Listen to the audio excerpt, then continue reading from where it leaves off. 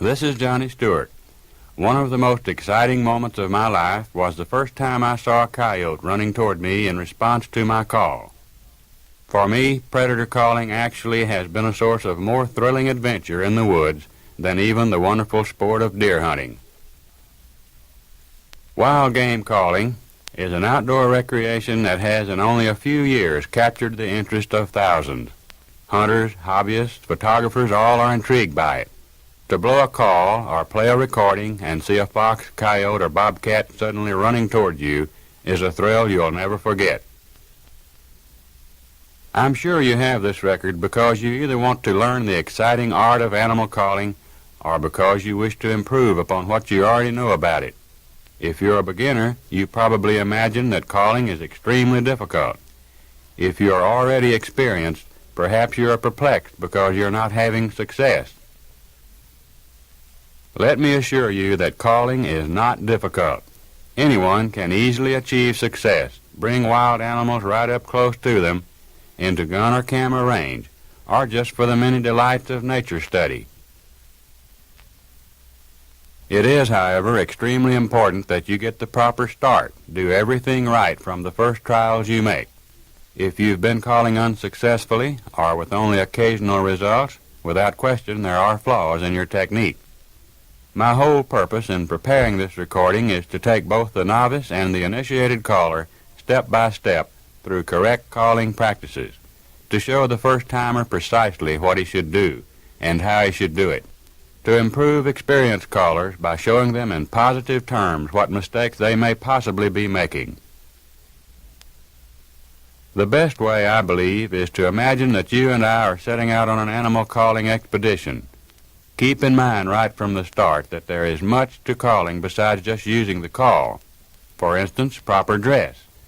Close attention to all details like this will mark the difference between the highly successful and just average caller. In some states you may legally call at night, in some only by day.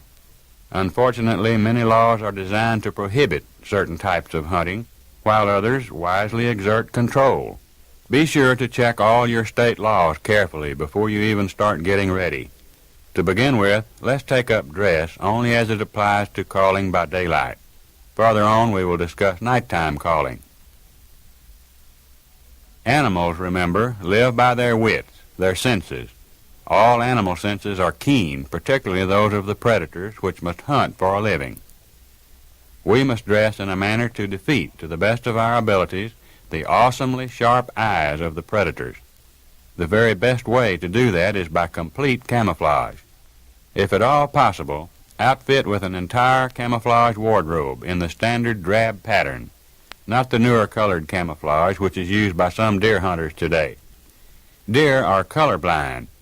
Predators have differing degrees of ability in color vision, but the intensity of the colors is what counts. In other words, your figure must blend with, not be in contrast to, your surroundings.